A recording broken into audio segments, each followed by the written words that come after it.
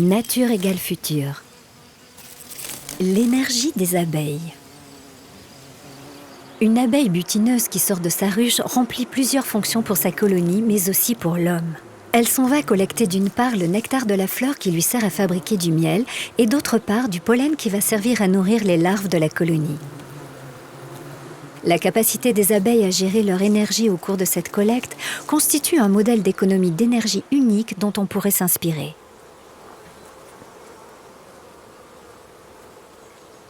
L'abeille doit gérer ses dépenses en fonction de la distance qu'elle doit parcourir pour aller butiner les fleurs et en fonction de la quantité de pollen qu'elle transporte. Et ça va dépendre de la quantité de nectar qu'elle dispose dans son jabot, puisque le nectar, ça représente en fait l'apport énergétique en sucre qui lui permet de voler.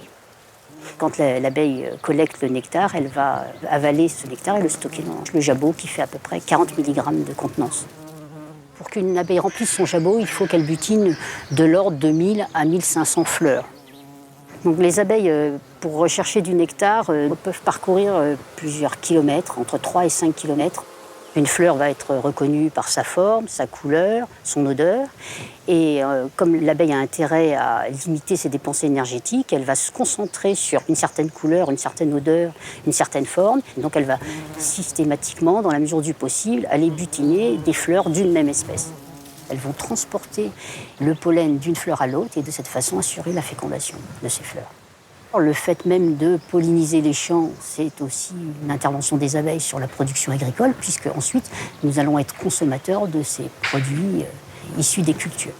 Chaque abeille travaille surtout pour le devenir de sa colonie et ensuite elle contribue au développement de toutes sortes d'organismes qui les environnent. Elles permettent la survie des plantes, la multiplication des plantes, elles apportent de la nourriture aux hommes. Je pense qu'en multipliant ces externalités positives à l'échelle de l'homme, on pourrait contribuer au bien-être de la planète et à notre avenir.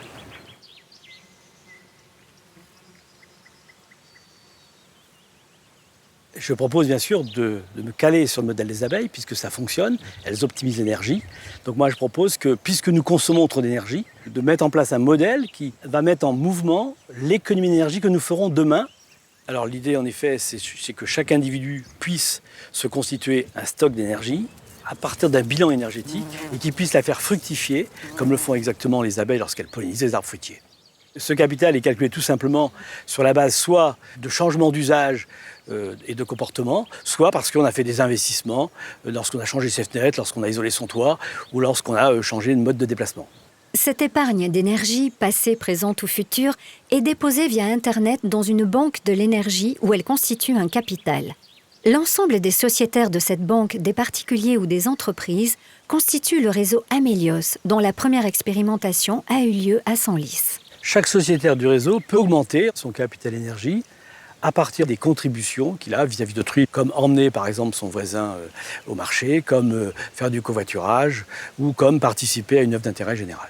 Cette masse monétaire va être convertie en billets que le particulier, le sociétaire, va émettre lui-même. Cette monnaie, pour l'essentiel, donne accès à des remises auprès des membres du réseau, sachant que cette remise est prise en charge par la banque, donc sans destruction de la marge pour le commerçant.